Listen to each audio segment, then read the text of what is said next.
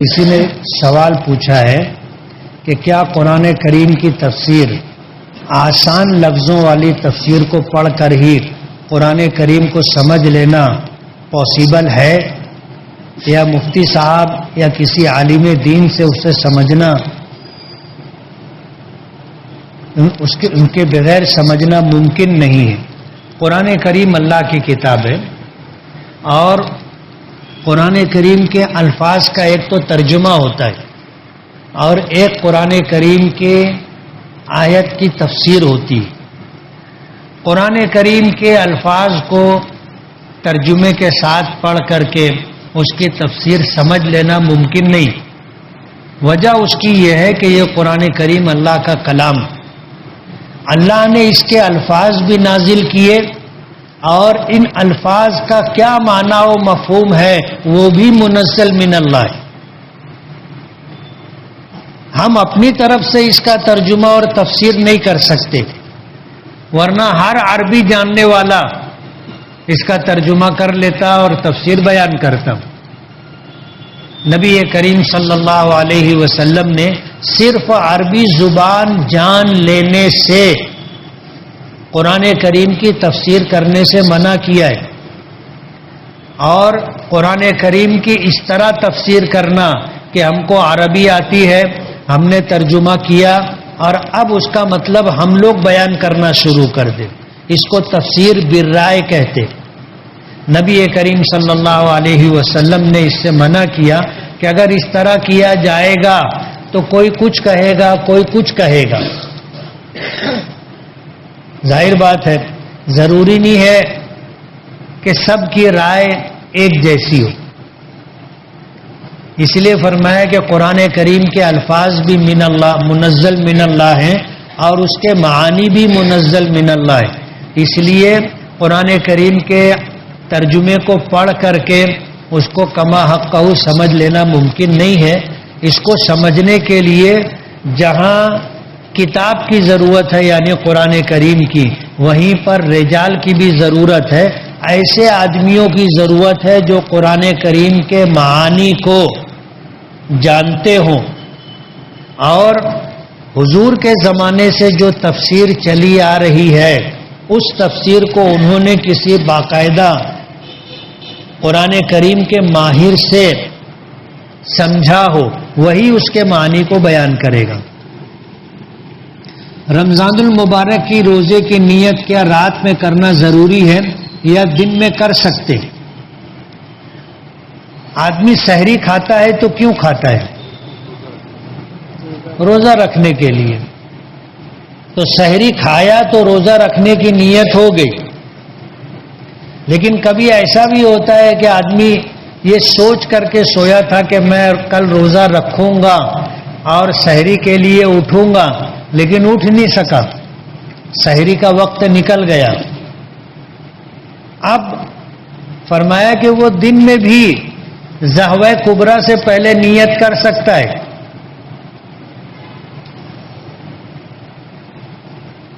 دن میں بھی اس کی نیت کر سکتا ہے۔ اگر کسی نے لا علمی میں ایسے وقت میں سحری کھائی جب فجر کا وقت ہو گیا تھا تو کیا روزہ ہو جائے گا؟ نہیں ہوگا۔ روزہ شروع کرنے کے لیے صبح صادق سے پہلے نیت ہونا چاہیے، اور نیت ہو گئی، روزہ شروع ہو گیا، پھر بھول کر کھا پی لیا تو بھول کر کھا پی لینے سے روزہ نہیں ٹوٹتا۔ اب یہ آدمی جو روزہ رکھنے کی نیت سے کھا رہا ہے یہ بھول کے تو نہیں کھا رہا ہے، جان بوجھ کے کھا رہا ہے، اور جان بوجھ کے اس لیے کھا رہا ہے کہ وہ سمجھ رہا ہے کہ میں سحری کھا رہا ہوں، تو اس کا روزہ نہیں ہوگا۔ کیا روزے کی حالت میں آنکھوں میں سرما لگا سکتے ہیں جبکہ اس کا ذائقہ حلق میں محسوس ہوتا ہے؟ ہاں، سرما لگا سکتے ہیں، اس سے روزہ نہیں ٹوٹے گا۔ وجہ اس کی یہ ہے کہ جسم میں داخل ہونے کے کچھ راستے ایسے ہیں جو اللہ پاک کی طرف سے بنائے ہوئے، جیسے منہ کے ذریعے اندر کچھ جاتا ہے، ناک کے ذریعے اندر کچھ جاتا ہے، یہ منفذ اصلی کہلاتے. اب آنکھ ایسی نہیں ہے کہ وہ اندر جانے کے لیے راستہ ہو، اس لیے اگر کسی نے سرما لگایا اگرچہ اس کا ذائقہ حلق میں محسوس ہو، علماء فرماتے ہیں کہ اس سے روزہ نہیں ٹوٹے گا. روزے کی حالت میں ٹوتھ پیسٹ استعمال کرنا کیسا ہے؟ کیا روزے پر اس کا کوئی اثر پڑے گا؟ ظاہر بات ہے کولگیٹ جو ہوتا ہے اس کا ایک ذائقہ ہوتا ہے. آدمی جب برش کرتا ہے تو اس کو مٹھاس ہے، کھٹاس ہے، پھیکا پن ہے، کچھ نہ کچھ تو محسوس ہوتا ہے. اور روزے کی حالت میں کسی چیز کا ذائقہ چکھنا جس کو کہتے ہیں مکروہ ہے. عام حالات میں تو نہیں، اس کی اجازت نہیں ہے. ہاں اگر کوئی عورت ہو، کھانا پکانا اس کی ذمہ داری ہو اور شوہر بہت بد دماغ ہو تو وہ نمک چکھ سکتی ہے کہ برابر ہے کہ کم زیادہ ہے، ورنہ روزہ تو ایسے ہی لوگوں کو لگا رہتا اور بے بات پہ جھگڑا ہوتا اور جھگڑا ہوگا.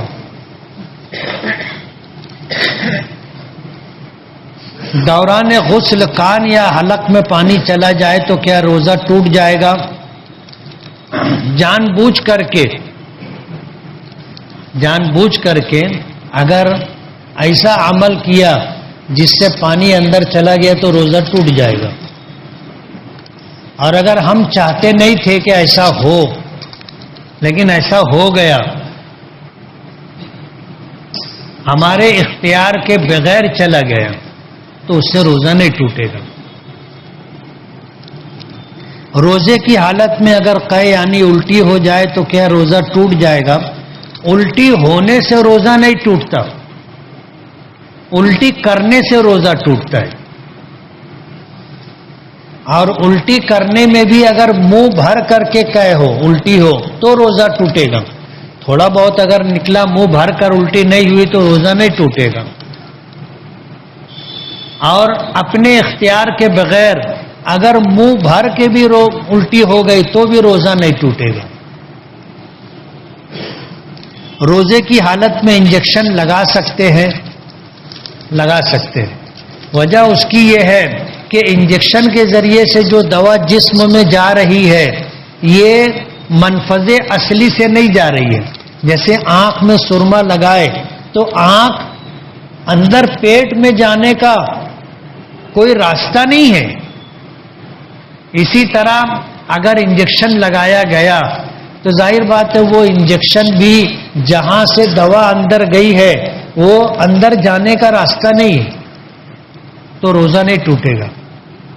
مغرب کی 1 رکعت امام صاحب کے ساتھ ملی تو 2 رکعت چھوٹی تو اسے کیسے پڑھیں گے؟ یا پہلی رکعت میں بیٹھ کر یا بیٹھیں گے کہ کھڑے ہو جائیں گے؟ مغرب کی نماز ایک ایسی نماز ہے کہ اس میں عام طور پر 2 قاعدے ہوتے ہیں. 2 رکعت کے بعد 1 قاعدہ، پھر تیسری رکعت کے بعد 1 قاعدہ. 2 قاعدے میں نماز پوری ہو جاتی. لیکن اگر ہم کو 1 رکعت ملی ہے تو وہ 1 رکعت ملنے کی 2 شکل ہے. ہم آئے، امام صاحب دوسری رکعت مکمل کر کے قاعدے میں بیٹھے تھے، ہم آ کر قاعدے میں شریک ہو گئے، جماعت میں شامل ہو گئے. 1 قاعدہ ہوا، پھر امام تیسری رکعت کے لیے کھڑا ہوا تو ہم بھی کھڑے ہو گئے. امام کی 3 رکعت ہو گئی تو اس نے دوسرا قاعدہ کیا اور ہم امام کے تابع تھے. ہماری 1 ہی رکعت ہوئی لیکن ہم امام کے ساتھ بیٹھ گئے. امام نے سلام پھیرا، امام کی نماز مکمل ہو گئی. ہماری نماز 1 ہی رکعت ہم کو ملی ہے، 2 رکعت باقی ہے جو مسئلہ انہوں نے پوچھا ہے. اب ہماری ہوئی 1 رکعت اور قاعدہ کتنا ہو گیا؟ 2 قاعدہ ہو گیا. ایک تو آتے ہی قاعدہ ملا تھا، پھر 1 رکعت کے بعد دوسرا قاعدہ ہوا، 2 ہو گیا. اب ہم امام کے سلام پھیرنے کے بعد کھڑے ہوئے تو یہ ہماری دوسری رکعت ہے.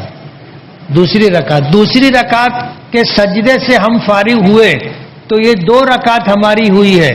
اور 2 رکعت پر بیٹھا جاتا ہے. پھر ہم نے قاعدہ کیا. کتنا قاعدہ ہو گیا؟ 3. اس کے بعد ہم تیسری رکعت کے لیے کھڑے ہوئے.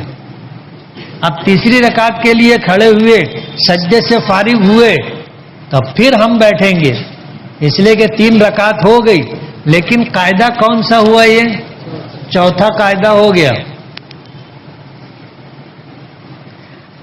تو اگر قاعدہ ملا تو یہ ترتیب، نہیں ملا تو بھی یہی ترتیب. قاعدہ ملا تو 4 قاعدے ہو جائیں گے، اور اگر قاعدہ نہیں ملا، تیسری رکعت میں امام تھا، ہم آ کے شامل ہوئے اور اس کے بعد ہم نے امام کے ساتھ 1 رکعت پڑھی اور اس کے بعد 2 رکعت اپنی پڑھی، تو ہمارے 3 قاعدے ہوں گے.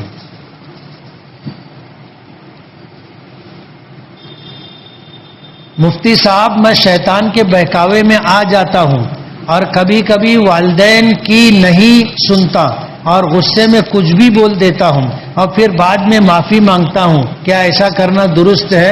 کیسے درست ہوگا؟ آدمی کو اپنے غصے پہ قابو رکھنا چاہیے. ایسا غصہ نہیں آنا چاہیے کہ آدمی اپنے ماں باپ کا احترام اور چھوڑ دے، نافرمانی کرنے لگے. ایسا غصہ نہیں ہونا چاہیے، ایسا درست نہیں ہے. کیا کسی عورت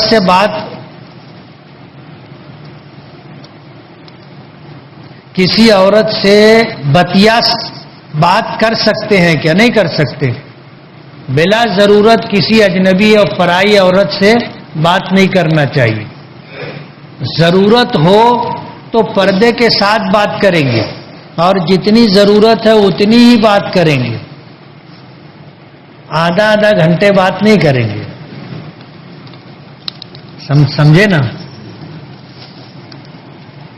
کس عمر میں بچوں کا داخلہ کرانا چاہیے اسکول یا مدارس میں؟ جب پڑھنے کی عمر ہو جائے. ہمارے بڑوں کا طریقہ یہی تھا کہ جب بچہ سمجھنے لگتا تھا تو اس کو پڑھاتے تھے. اور اب تو ایسا ہے کہ 4 سال کی عمر میں ہی، اب اس سے پہلے نرسری بھی چالو کر دیے نا. بچے کھیلنے کی عمر ان کی کھیلے بغیر گزر جاتی ہے. نکاح میں مہر کتنی ہونی چاہیے؟ کم سے کم مہر کی حد مقرر ہے. 10 درہم سے کم مہر نہیں ہوگا، یعنی 3.5 تولہ چاندی سے کم مہر نہیں ہوگا، اور زیادہ کی کوئی حد نہیں ہے. ہر آدمی اپنی حیثیت کے مطابق مہر رکھ سکتا ہے. اگر کوئی پوری دنیا مہر میں رکھنا چاہے تو رکھ سکتا ہے، یہ الگ بات ہے کہ وہ دے نہیں پائے گا. حضور نے اللہ پاک کو دیکھا ہے معراج میں. علماء کا اس میں اختلاف ہے. علماء کی ایک جماعت کہتی ہے کہ ہاں حضور نے اللہ پاک کو دیکھا تھا، اور علماء کی ایک جماعت کہتی ہے کہ نہیں دیکھا تھا. اب ظاہر بات ہے ہمارے پاس ایسا کوئی پیمانہ نہیں ہے، ایسا کوئی علم نہیں ہے، اتنا علم نہیں ہے کہ ہم فیصلہ کریں کہ ان کی بات صحیح ہے کہ ان کی بات صحیح ہے. اس لیے دیکھا ہے علماء کی ایک جماعت کہتی ہے، نہیں دیکھا ہے علماء کی دوسری جماعت کہتی ہے. حدیث پاک میں ایک لفظ ہے، جملہ ہے ایک، جس کو 2 طریقے سے پڑھا جاتا ہے. ایک تو ہے نور انا یورا، کہ اللہ پاک نور ہے، انہیں کیسے دیکھا جا سکتا ہے. جو علماء اس طرح پڑھتے ہیں وہ کہتے ہیں کہ حضور نے اللہ کو دیکھا نہیں تھا. اور اس لفظ کو کچھ لوگ پڑھتے ہیں نورانی اورا، کہ اللہ تعالیٰ ایک نور ہے، جس نور کو حضور نے دیکھا تھا. تو وہ کہتے ہیں کہ حضور نے اللہ کو دیکھا ہے. اب ہم فیصلہ نہیں کر سکتے کہ دیکھا کہ نہیں دیکھا. مغرب اور عشاء کی نماز کے بعد نکاح ہو سکتا ہے؟ آدمی نکاح کر سکتا ہے. تہجد کے وقت بھی نکاح ہو سکتا ہے. نکاح ایجاب و قبول کا نام ہے. اس کے لیے کچھ شرطیں ہیں. ان شرطوں کے ساتھ آدمی نکاح کرے، پھر دن میں ایجاب و قبول کرے، رات میں ایجاب و قبول کرے، نماز سے پہلے ایجاب و قبول کرے، نماز کے بعد ایجاب و قبول کرے، مسجد میں ایجاب و قبول کرے، مسجد کے باہر ایجاب و قبول کرے، نکاح ہو جائے گا. 2 گواہ ہونا شرط ہے. 2 گواہ ہونا شرط ہے.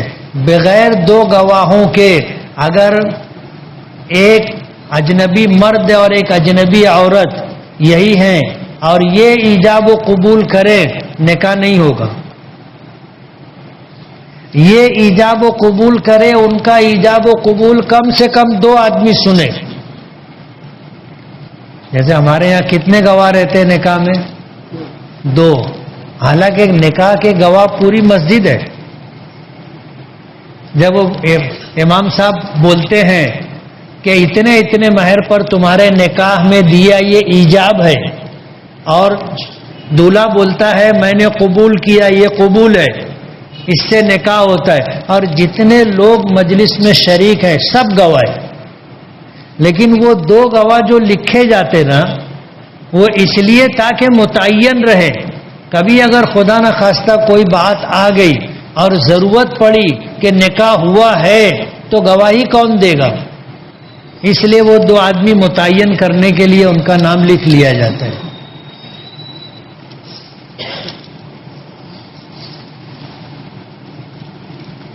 تراویح پڑھنے پر کیا اجر و ثواب ملتا ہے؟ قرآن کریم آدمی اس طرح پڑھے تو ہر حرف پر 1 نیکی ملتی ہے، اور نماز میں قرآن کریم پڑھے تو ہر حرف پر کم سے کم 100 نیکی ملتی ہے. اور رمضان المبارک میں نیکی کو اللہ پاک بڑھا دیتے 70 گنا. اب اگر رمضان میں نماز میں قرآن کریم پڑھا گیا تو 1 حرف پر کم سے کم 7000 نیکیاں ملیں گی. اب 1.5 پارہ پڑھا جاتا ہے، 1 پارہ 1.25 پارہ پڑھا جاتا ہے. حروف کو گن لینا اور کیلکولیٹر پر حساب نکال لینا. روزے کی نیت کس طرح کریں؟ روزے کی نیت کے لیے اتنا کہنا کہ میں کل روزہ رہوں گا، انی اصوم غدن لک، اے اللہ میں کل تیرے لیے روزہ رکھوں گا، یہ نیت ہو گئی. متعین کر لینا چاہیے کہ فرض روزہ ہے یا نفل روزہ ہے. رمضان کے دنوں میں آدمی یہ کہے کہ اللہ میں کل روزہ رکھوں گا، تو یہ رمضان کا روزہ ہے، فرض روزہ ہے. اور رمضان کے علاوہ جب ہم روزہ رکھ رہے ہیں تو ہمیں نیت کرنی پڑے گی، متعین کرنا پڑے گا کہ یہ نفل روزہ ہے یا فرض روزوں کی قضا ہے یا منت مانے تھے اس کا روزہ ہے. اس طرح بغیر سحری کے روزہ رکھنا کیسا ہے؟ سحری کھانا سنت ہے. بغیر سحری کے روزہ رکھنا اگر نیت کر لی ہے تو یہ خلاف سنت ہے، لیکن روزہ ہو جائے گا. کم دن کی تراویح پڑھنا اور پڑھانا کیسا ہے؟ جائز ہے. رمضان میں جو انتقال کر جائے تو کیا اس کا حساب نہیں ہوگا اور وہ جنت میں جائے گا؟ ایسا نہیں. حدیث پاک میں رمضان میں انتقال کرنے والے کے بارے میں جو فضیلت آتی ہے وہ یہ کہ اس کو عذاب قبر نہیں ہوگا، عذاب قبر نہیں ہوگا. باقی آگے کیا ہوگا؟ ہمارا گمان اچھا ہے کہ انشاءاللہ آگے بھی اس کو عذاب نہیں ہوگا، اس کی مغفرت ہو جائے گی، یہ ہمارا گمان ہے. وجہ اس کی یہ ہے کہ جب اللہ نے قبر کے عذاب سے اس کو بچا لیا، جو آخرت کی منزلوں میں پہلی منزل ہے، تو انشاءاللہ آگے کی منزلوں میں بھی اللہ پاک اسی طرح کرم فرمائیں گے اور اس کی مغفرت ہوگی اور وہ جنت میں جائے گا. لیکن یہ ہمارا گمان ہے، ایسا کہیں حدیث میں ہے نہیں. مسجد میں دنیاوی باتیں، ادھر ادھر کی باتیں کرنا کیسا ہے؟ حدیث پاک میں آتا ہے کہ مسجد میں دنیاوی بات کرنا نیکیوں کو اس طرح ختم کر دیتا ہے جیسے سوکھی لکڑی کو آگ جلا کر کے ختم کر دیتی ہے۔ اعتکاف کی فضیلت کیا ہے؟ اعتکاف بہت بڑی عبادت ہے، بہت زبردست عبادت ہے۔ ایک دن کے اعتکاف کی فضیلت یہ ہے کہ اللہ پاک اعتکاف کرنے والے اور جہنم کے درمیان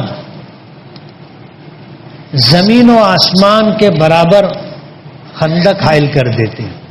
یہ جتنا فاصلہ ہے اللہ تعالیٰ اتنی دوری عطا کر دیتے ہیں۔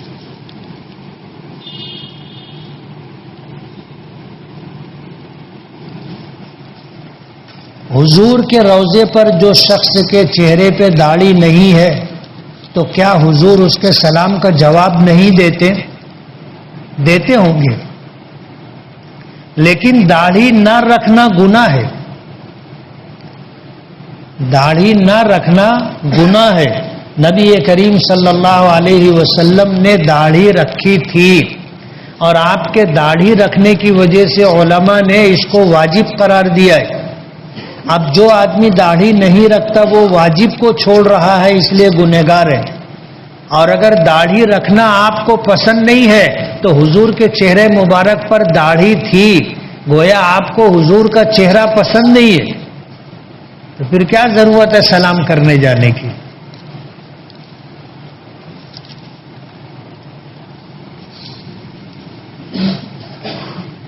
روزے کی حالت میں کن کاموں اور سے بچنا چاہیے؟ ہر گناہ سے روزے کی حالت میں بچنا چاہیے اور لایانی اور بیکار وقت ضائع کرنے سے بچنا چاہیے۔ تراویح پڑھانے والے حفاظ حضرات کو کس طرح قرآن کریم سنانا چاہیے؟ تراویح میں اطمینان سے قرآن کریم پڑھنا چاہیے کہ ایک ایک حرف الگ الگ سمجھ میں آئے۔ یہ قرآن کریم اللہ کا کلام ہے، اس کو اس طرح پڑھنا کہ جو سننے والوں کو سمجھ میں نہ آئے، یہ قرآن کریم کی قدر دانی کے خلاف ہے۔ اللہ نے قرآن کریم جس طرح نازل کیا، ورتل القرآن ترتیلا، قرآن کریم ٹھہر ٹھہر کر کے نازل ہوا ہے، اس لیے اس کو ٹھہر ٹھہر کر کے پڑھنا چاہیے۔